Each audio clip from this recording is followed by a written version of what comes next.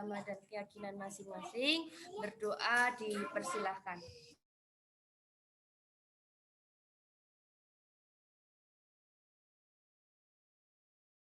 Berdoa selesai. Baik, Assalamualaikum warahmatullahi wabarakatuh. Selamat sore semuanya. Waalaikumsalam warahmatullahi wabarakatuh. Sore, Bu. Warahmatullahi wabarakatuh. Sore, Bu. Ya, baik. Kita akan masuk ke materi yang kelima ya, yaitu demografi. Nanti kita akan membahas tentang komposisi dan distribusi penduduk. Baik, untuk pertemuan kelima ini ya, ini adalah dasar ya bagi studi geografi sosial. Jadi di sini ya, di mana demografi diartikan ilmu tentang yang mempelajari tentang ukuran ya, distribusi ya teritorial ya, distribusi penduduk, komposisi dari penduduk, dan juga semua perubahan yang ada ya, di mana perubahan-perubahan yang ada tersebut diidentifikasi dari adanya kelahiran, adanya kematian, adanya migrasi, adanya mobilitas penduduk, sehingga di setiap teritorial atau wilayah ini pasti berbeda-beda. Nah, ini landasan untuk mempelajari geografi sosial. Kita dasar ilmunya adalah ilmu tentang demografi ya. Jadi demografi ini sangat penting, dan di sini kajian dalam keilmuan demografi ini tidak hanya dipelajari oleh geografi saja ya, dalam bidang geografi sosial, namun ini juga beririsan dengan studi yang lain, misalnya dari segi antropologi, ada dari sosiologi, sehingga jangan kaget ketika kalian menjumpai tulisan paper yang bidang sosiologi maupun antropologi, ini juga membahas tentang ilmu demografi ya, karena di dalam ilmu demografi ini memang mempelajari tentang penduduk, jadi landasan ilmu dari geografi sosial. Namun yang membedakan dengan studi yang lain di sini demografi ya dipelajari di dalam geografi itu dalam hal pendekatannya, dalam artian kita akan membicarakan atau membahas tentang aspek demografi ini dari segi aspek keruangan ya, lingkungan, dan kewilayahan, sehingga tiga aspek ini merupakan pendekatan yang digunakan dalam bidang ilmu atau studi geografi. Nah, lalu bagaimana tentang mempelajari demografinya? Ya berarti kita harus mengetahui sebaran penduduknya. Dalam hal ini terpengaruh dengan mungkin geomorfologinya, bentang lahannya, ya, yang mempengaruhi mata pencaharian penduduk sendiri.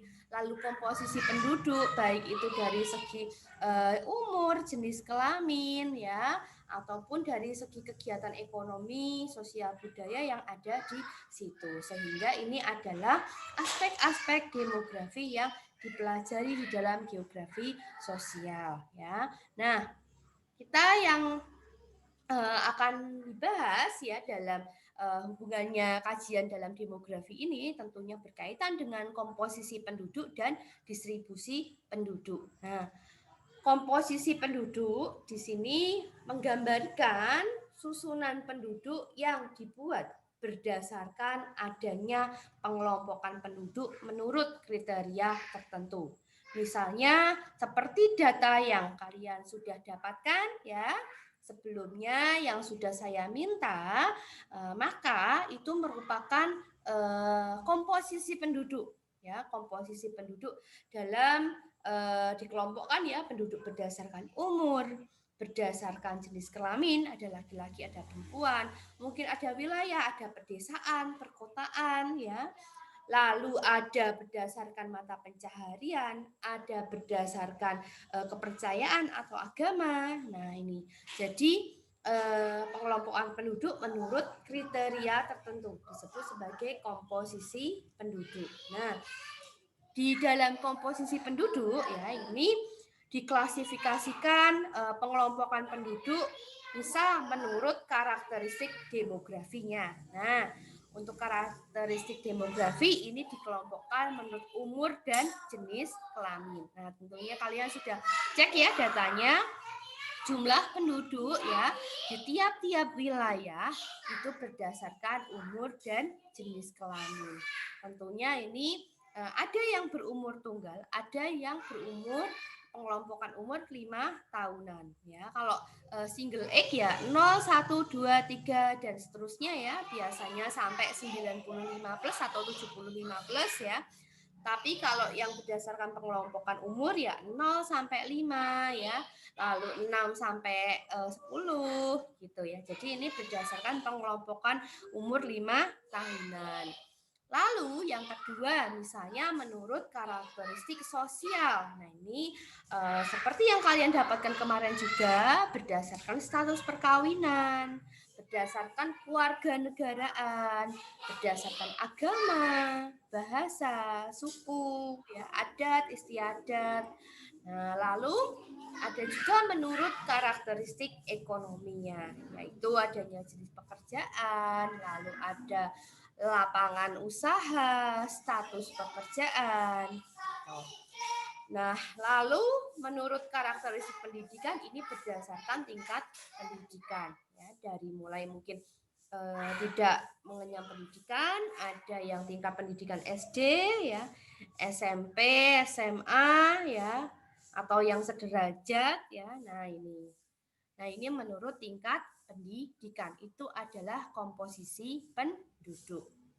Nah, komposisi penduduk ini menurut umur itu ada 3 variabel demografi yang mempengaruhi. Yang pertama adalah kelahiran atau fertilitas, lalu yang kedua adalah kematian atau mortalitas, dan yang ketiga ini migrasi.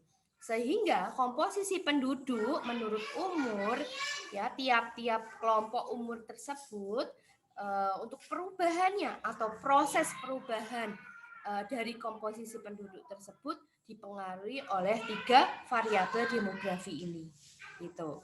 Jadi jika ada kelahiran, maka kelompok-kelompok umur ya, umur yang usia muda ya, yang 0 sampai 5 itu mengalami kenaikan ya. Nanti jika kalian gambarkan grafiknya dalam piramida penduduk nanti akan lebar ya, sayapnya itu akan lebar. Jika nanti itu jenis kelamin laki-laki, nanti sayapnya akan melebar ke kiri, lalu jika perempuan itu akan melebar ke kanan gitu.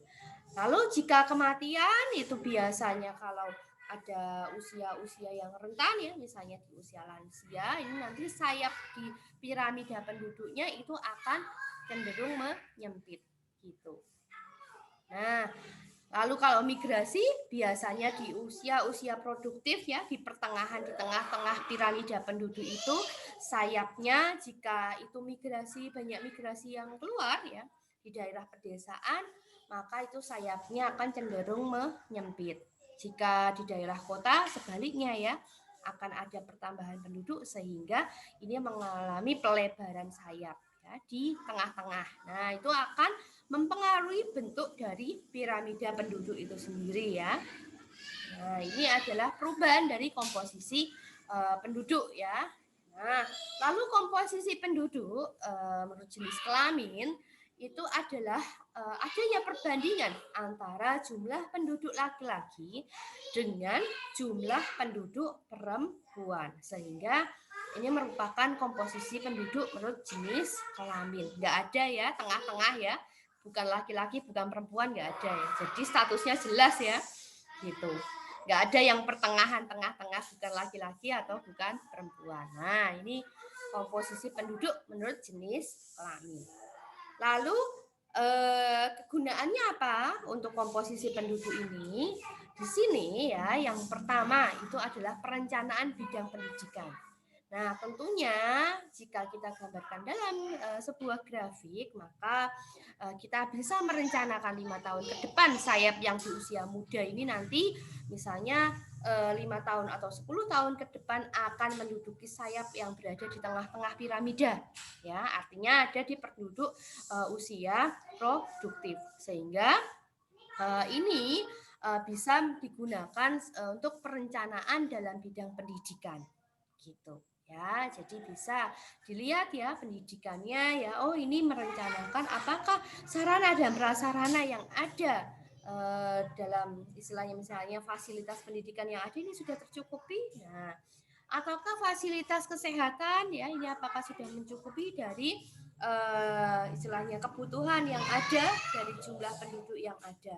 Nah ini kalau misalnya di luar negeri ya istilahnya di Korea ya opa-opa gitu ya ini wajib militer ya. Nah ini bisa ini juga untuk perencanaan dalam bidang militer.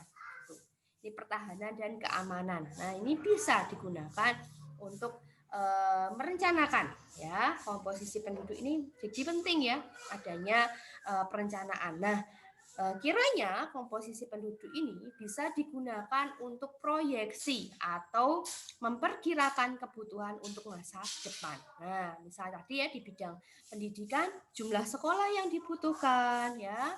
Lalu kalau itu masuk ke dalam usia produktif secara ekonomi ini jumlah angkatan kerja yang diperlukan, serapan lowongan kerja ya. Nah, ya, atau kebutuhan tempat tinggal, kebutuhan lahan, kebutuhan pangan. Nah, ini sehingga ini digunakan untuk memproyeksikan ya, untuk memperkirakan kebutuhan di masa depan. Nah, contohnya ini ya seperti yang kalian dapatkan kemarin ya. Jika di sini ini jumlah penduduk Indonesia ya di sini. Ini komposisi penduduk berdasarkan umur dan jenis kelamin ini di Indonesia. Ini ada kolom ya. Ini adalah usia ya pengelompokan umur ya 5 tahunan di sini. Lalu di sini adalah jumlah penduduk laki-laki 0 sampai 4 ya jumlahnya sekian ya dan seterusnya ya. Lalu ini perempuan ya, ini juga ada ya nanti ada jumlah perkiraan totalnya juga ada jumlah totalnya. Nah, ini bisa digunakan untuk memperkirakan 5 tahun ke depan atau 10 tahun ke depan dari jumlah total yang ada di sini baik laki-laki dan perempuan, kiranya jika 5 tahun ke depan maka dia akan menduduki di kelompok umur 5 sampai 9 gitu. Maka ini akan bergeser ya, bergeser umurnya. Nah, ini merupakan proyeksi sehingga angka ini nanti akan bergeser ya, gitu. Sehingga ini bisa dilihat untuk memproyeksikan atau untuk memperkirakan kebutuhan ke depan. Nah, itu. Lalu untuk komposisi penduduk menurut umur dan jenis kelamin sendiri ini ada 3 kelompok yaitu ya. Ini pertama ada kelompok usia muda. Itu di bawah 15 tahun. Jadi 0 sampai 14 tahun itu merupakan kelompok umur muda. Lalu kelompok umur produktif ini 15 sampai 64 tahun gitu. Nah, lalu kelompok umur tua atau usianya itu 65 tahun ke atas ini disebut sebagai kelompok umur lansia atau tua ya, 65 tahun ke atas. Ini nanti itu juga bisa digunakan untuk perhitungan dependensi rasio. Artinya apa? Dependensi rasio adalah beban ketergantungan di mana usia produktif itu menyokong usia yang tidak produktif atau yang sudah tidak produktif. Sehingga dependensi rasionya berapa? Beban ketergantungannya rasio antara penduduk usia produktif dengan penduduk usia yang tidak produktif. Nah, ini bisa digunakan untuk menghitung dependensi rasio. Dependensi rasio ini digunakan untuk melihat pembangunan suatu wilayah tersebut. Apabila dependensi rasionya itu besar, berarti banyak usia yang produktif itu menyokong beban ya penduduk umur atau usia yang tidak produktif gitu. Nah, ini bisa dilihat ya. Kalau yang paling bagus gimana ya? Yang paling bagus adalah dependensi rasionya itu kecil ya, sehingga ini kalau misalnya besar itu sokongannya itu besar ya, sehingga kalau misalnya bisa dibandingkan 1:5 lah ya, berarti itu dependensi rasionya itu cukup besar karena satu orang yang produktif itu menyokong 5 orang usia tidak produktif.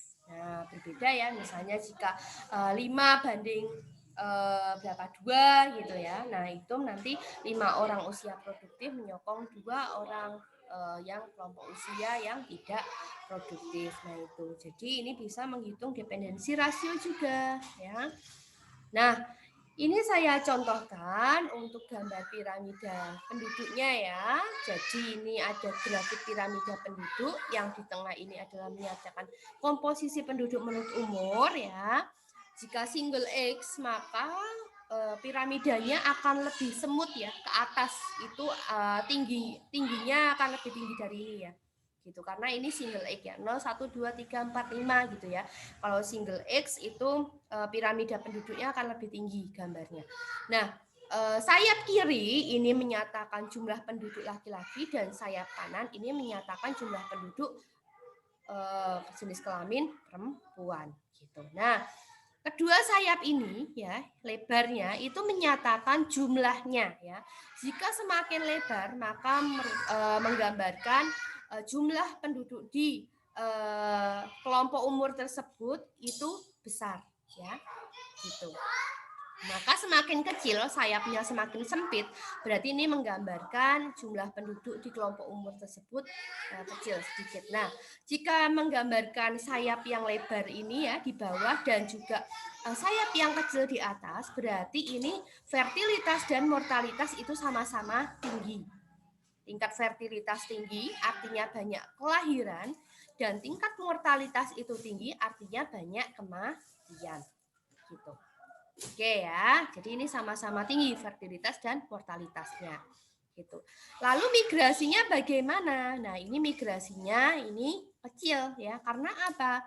Di sini usia produktif ya, itu tidak sayapnya itu tidak dari sini ya, itu akan istilahnya perbedaannya dengan sayap yang di usia produktif itu tidak lebih maksudnya jomplang tuh gimana ya, tidak perubahannya tidak besar ya. Nah, sehingga ini tidak banyak migrasi ya. Jadi tingkat migrasi penduduknya ini dibilang kecil karena sayap di sini masih sama ya. Nah, nanti jika yang laki-laki dengan yang perempuan itu nanti sayapnya lebih lebar yang perempuan, nah berarti ini banyak migrasi ya keluar, terutama yang jenis kelamin yang laki-laki. Jadi yang laki-laki usia produktif ini banyak yang bermigrasi gitu. Ya, ini bisa melihat perubahan ataupun dari segi komposisi penduduk ya. Nah, biasanya ya rata-rata untuk bentuknya piramida penduduk di Indonesia ya, nanti kalian amati ya piramida penduduk kalian masing-masing itu bentuknya seperti apa ya. Nah, jika rata-rata itu bentuknya akan seperti ini gitu ya. Nah, jadi piramida penduduk di Indonesia rata-rata seperti ini. Jadi antara laki-laki dengan perempuan ya itu nanti akan lebih cenderung akan lebih banyak perempuan ya ininya. Tetapi perbedaannya tidak besar gitu. Ini akan sama seperti ini ya. Jadi ini melebar di bawah, nanti menggelembung lagi di usia produktif, lalu menyempit bagian atas gitu. Nah, jadi ya ini untuk ada 3 jenis ya bentuk piramida. Nah, ini disebut sebagai ekspansif ya. Ekspansif artinya ini hanya lebar di bagian bawah saja dan menyempit di bagian atas. Lalu ada konstruktif ya, ya seperti Indonesia ini konstruktif ya bentuknya, artinya ini ada gelembungan ya, ini di bawah lalu menggelembung lagi di tengah, menyempit di bagian atas. Juga stasioner, artinya hampir sama ya. Gitu. Nah, antara fertilitas ya, mortalitas dan migrasinya sama gitu. Nah, ini stasioner. Nah, lalu ini tadi untuk penggambaran komposisi penduduk menurut umur dan jenis kelamin. Nanti kalian saya minta membuat piramida, ya, piramida penduduk. Nah, ini berdasarkan umur dan jenis kelamin dari data kalian masing-masing ya, yang sudah kalian kumpulkan ya, kalian pergunakan ya di masing-masing wilayah. Nah, itu nanti kalian coba cermati bentuknya seperti apa ya? Apakah ekspansif ataukah konstruktif atau stasioner? Gitu. Tunggu ya, saya tutup pintu dulu ya.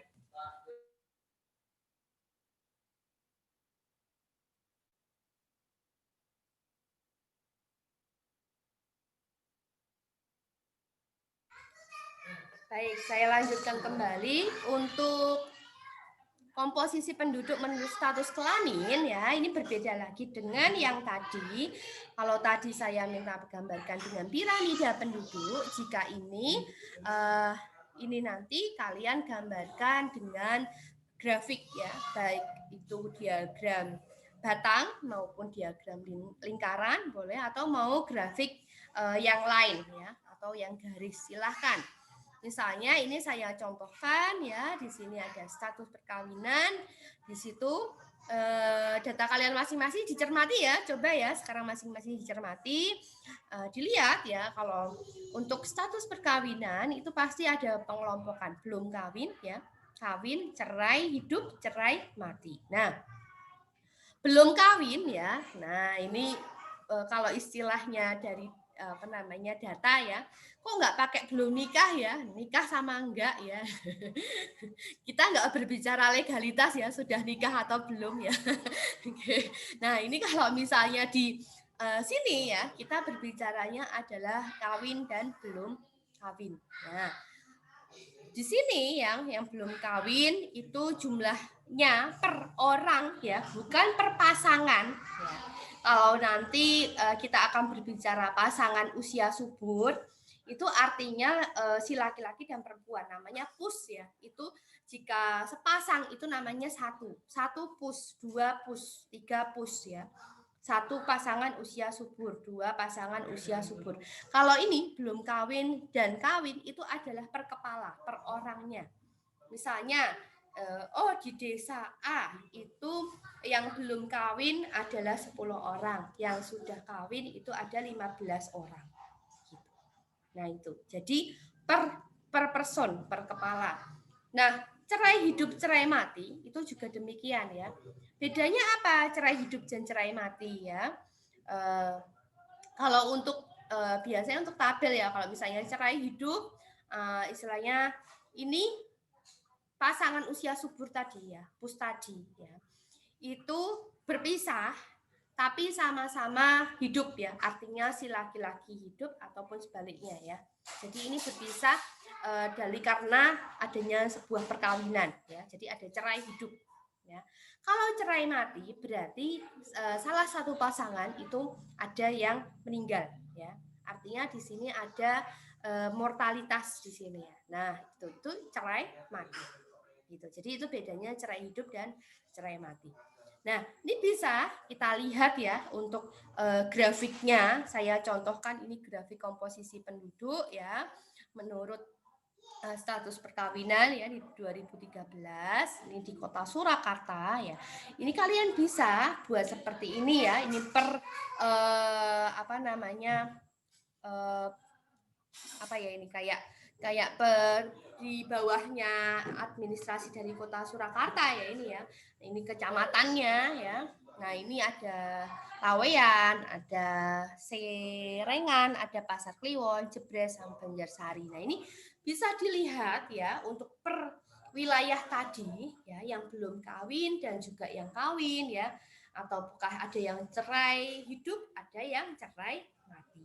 Ini juga bisa dilihat ya di sini. Jadi kalian juga bisa analisis, oh ternyata perceraian cerai hidup ya, misalnya cerai hidup itu tinggi, berarti di sini banyak nih ada yang istilahnya ada kejadian cerai hidup di wilayah tersebut. Nah, ini biasanya karena apa gitu ya. Nah, apakah ada istilahnya pelakor ya, apakah ada pelakor ya, gitu kan. Ini kalian juga bisa ini ya, istilahnya identifikasi di daerah tersebut gitu. Nah, terus cerai mati, nah ini disebabkan karena apa? Apakah ada penyakit turunan kah? Apakah ada istilahnya kejadian apa di sana gitu. Nah ini ya cerai mati. Nah ini juga bisa nih dilihat ya. Kalau misalnya cerai mati itu nanti banyaknya mortalitas yang ada di sana ya. Nah itu apakah dari penduduk perempuan ataukah dari penduduk laki-laki ataukah dari struktur umur yang mana? Nah ini juga bisa dianalisis dengan dukungan data yang tadi ya, yang sebelumnya. Ini juga bisa saling mendukung untuk keperluan analisis di suatu wilayah itu. Nah, lalu adanya grafik jumlah penduduk ya. Nah, ini ya. Ini juga bisa digambarkan dengan diagram lingkaran ya. Ini juga bisa ya. Jadi irisannya itu lebih banyak yang mana gitu ya. Apakah lebih banyak yang belum kawin, apakah lebih banyak yang sudah kawin, atau cerai hidup atau cerai mati. Ini juga bisa kalian buat seperti ini ya. Pilih salah satu, boleh seperti ini atau boleh seperti ini ya. Atau mau dibuat grafik juga boleh, silahkan ya. Nah, ini untuk komposisi penduduk menurut status perkawinan. Lalu yang kemarin juga saya minta cari datanya adalah komposisi penduduk menurut agama. Ya, di sini digambarkan dengan diagram batang. Ya, jadi ternyata di kota Surakarta ini menurut agama dan kepercayaan ini rata-rata beragama Islam, sehingga sarana dan prasarana yang dibutuhkan atau yang diperlukan adalah tempat ibadah ya, mungkin berupa masjid ya, musola ya, nah itu, atau surau ya. Nah ini bisa merencanakan adanya sarana prasarana yang ada, yang disediakan gitu. Lalu ini komposisi penduduk menurut pekerjaan. Ini juga bisa digunakan untuk menganalisis perekonomian yang ada di wilayah tersebut ya. Apakah banyak TPAK-nya ya? Nah, tingkat ini ya, pengangguran ya, terbukanya ya. Nah, ataukah angkatan kerjanya seberapa ya? Nah, itu. Jadi silakan ini dilihat ya, komposisi penduduk menurut pekerjaan. Ada yang bukan angkatan kerja ya, ada yang sedang mencari kerja. Nah, ini juga bisa dicari ya. Ini penduduk berumur 15 tahun ke atas menurut kelompok umur dan kegiatan seminggu yang lalu. Lalu ini komposisi penduduk menurut pendidikan, ini juga ya. Di sini mulai dari tidak atau belum pernah sekolah sampai dengan ada yang jenjang S2 atau S3. Nah, tentunya di paling ujung pasti ada tidak terjawab ya. Nah, ada yang tidak terjawab di sini. Oke. Lalu komposisi penduduk ini menurut pendidikan ya, ini dibagi atau dikelompokkan menjadi 4 ya. Yang pertama 7 sampai 12 tahun ini adalah usia SD, lalu 13 sampai 15 tahun ini usia SMP. 16 sampai 18 tahun ini usia SMA, 19 sampai 24 dan 25 ini usia perguruan tinggi ya. Kalian rata-rata usia berapa nih berarti? 18, 19 ya? Ada yang umurnya 17 tahun di sini? Enggak ya? Nah, ini biasa usia perguruan tinggi ya. Ya, masih sweet 17 ya. Ya selama tenan ini ya. 17 plus mungkin ya. Ya. Selama saat ini 17 umurnya piro? 17 plus itu ngomong. 17 plusnya banyak ya. Ya. Masih ada yang masih sweet 17 ya. Nah, masih ya 17. Oke, nah tadi kita berbicara tentang komposisi Piro umure? penduduk ya. Umure padha lah aku tuh. 19. Oh, 19 sama ya. Ada yang enggak ini, ada yang enggak terima nih ya. Wah, sepantaran kok ya. Oke ya. Nah, itu tadi kita berbicara tentang komposisi. Nah, nanti di dalam angkatan 2020 ini bisa ya komposisi umur yang paling banyak itu ternyata di komposisi usia berapa nih ya. Ya. Dan juga jenis kelamin laki-laki sama perempuan ya angkatan 2020 ini juga bisa dikelompokkan. Nah, itu merupakan komposisi ya. Nah, komposisi mahasiswa angkatan 2020 ya berdasarkan umur dan jenis kelamin. Nah, bisa nanti kelihatan ya yang paling tua siapa ya. Gitu. Oke. Lalu ini distribusi penduduk ya dibagi menjadi 2 ya. Oke. Di sini adanya persebaran penduduk ya berdasarkan kondisi geografis, yaitu adanya batas-batas alam. Batas alam itu apa, Bu? Ya, batas alam itu seperti pegunungan, danau, sungai, itu adalah batas alam. Ya. Kalau persebaran penduduk ini berdasarkan administratif, itu adalah batas-batas wilayah administratif. Artinya sesuai dengan politis atau hukum ya, ya batas wilayah administrasi, misalnya batas kabupaten, batas kecamatan, ya, batas kota, gitu. Batas provinsi itu adalah batas wilayah administratif. Gitu. Nah, lalu kegunaannya untuk distribusi penduduk ini apa ya? Tadi kan sudah ada kegunaan untuk komposisi, ini kegunaan untuk distribusi. Nah, di sini kegunaan distribusi penduduk di sini untuk mengetahui adanya pemerataan penduduk antara satu wilayah dengan wilayah yang lainnya. Merata atau enggak gitu ya. Gitu. Nah, kalau merata, ya berarti bagus dong di suatu wilayah tersebut ya.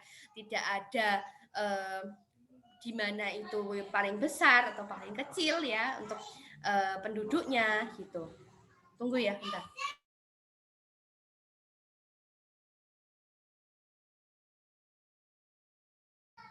Oke, lalu untuk yang kedua di sini untuk mengetahui kepadatan penduduk. Nah, tapi untuk mengetahui pemerataan persebaran dari suatu wilayah satu dengan wilayah yang lainnya, ya. Lalu yang kedua untuk mengetahui kepadatan penduduk. Jadi penduduk di masing-masing wilayah itu kita lihat ya dari luas wilayahnya, ya. Jika penduduk itu jumlahnya besar dengan wilayah yang kecil, maka kepadatan penduduk itu tinggi. Gitu. Nah, ini juga bisa untuk mengetahui kepadatan penduduk. Lalu mengetahui daya dukung suatu wilayah ya, di mana pasti suatu wilayah itu memiliki potensi yang berbeda-beda. Nah, ini tentunya dengan adanya jumlah penduduk yang besar, maka potensi dari wilayah tersebut apakah bisa menyokong ataupun bisa istilahnya memenuhi dari jumlah penduduk yang besar tersebut. Ya. Jika tidak bisa, berarti sudah melampaui daya dukung suatu wilayah. Nantinya kalau melampaui, nah nanti akan terjadi degradasi lingkungan, ya, ataupun kerusakan lingkungan, ataupun nanti misalnya ya ini logikanya ada wilayah yang jumlah penduduknya besar. Tentunya kalau jumlah penduduk itu besar, itu diiringi dengan kebutuhan yang besar pula. Misalnya kebutuhan lahan untuk tempat tinggal. Nah, jika daya dukungnya tidak terpenuhi ya atau terlampaui, maka akan banyak ya, misalnya di bawah jembatan, di pinggir rel ya, itu akan banyak permukiman atau tempat tinggal ya. Misalnya permukiman liar ya, akan timbul juga permukiman kumuh. Sehingga ini akan melampaui daya dukung suatu wilayah. Nah, ini kegunaan dari distribusi penduduk gitu. Lalu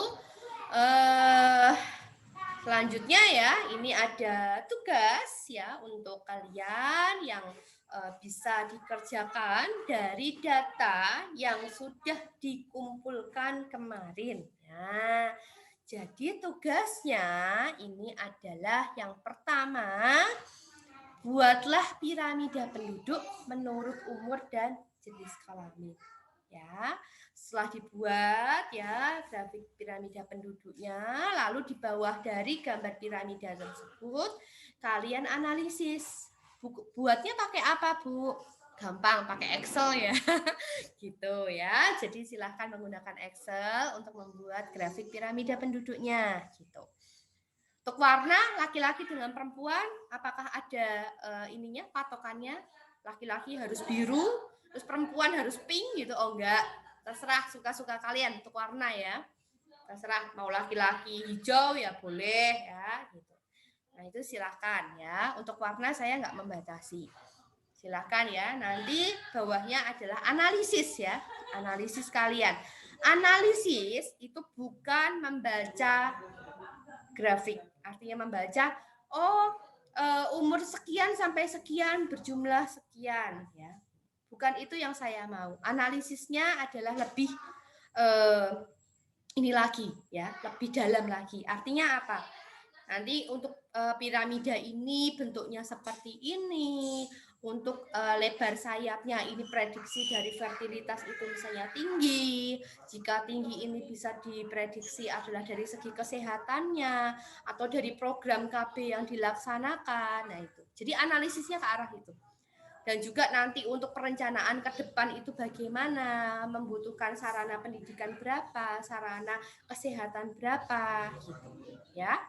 Nah itu adalah analisis yang lebih baik dari hanya sekedar membaca, gitu. Hanya mendeskripsikan. Saya nggak perlu diterjemahkan datanya. Saya yang diperlukan adalah analisis kalian. Gitu. Nah itu. Ini sudah mulai analisis ya. Kemarin saya minta membaca. Sekarang saya latih untuk menganalisis suatu data. Lalu yang kedua, ini adalah komposisi penduduk menurut agama. Nah, itu. Ya, ini juga bisa ya. Ini bagaimana nih ya, mayoritas penduduk di situ beragama apa ya, sarana yang dibutuhkan ya. Nah, mungkin letak atau sebarannya itu bagaimana ya, gitu. Nah, ini silahkan analisis kalian masing-masing ya. Nah, lalu komposisi penduduk menurut status perkawinan itu juga bisa ya, dianalisis ya. Lalu komposisi penduduk menurut pekerjaan. Itu. Oke, nah kalian hanya butuh 4 ya, 4 membuat 4 ini ya, 4 grafik ini. Lalu masing-masing 4 ini juga disertai dengan analisisnya. Nah, waktu pengumpulannya itu adalah 1 minggu ya. Nanti cek ya di UAS kita, itu sudah ada folder komposisi dan distribusi penduduk, kumpulkan di situ. Gitu. Baik, itu untuk tugas individunya. Formatnya apa, Bu? Formatnya dengan menggunakan doc saja ya, Word ya. Untuk Word mau PDF juga boleh, silahkan. Jadi setelah dibuat grafik di Excel-nya, nanti kalian pindahkan di Word gitu. Gitu ya. Oke. Itu untuk hari ini ya, materi hari ini adalah kita belajar tentang demografi, baik itu dari segi komposisi dan distribusi penduduknya. Baik, jika ada pertanyaan boleh kita chat ataupun open mic, silahkan ya. Bu mau nanya. Baik, silahkan. Yang tugasan komposisi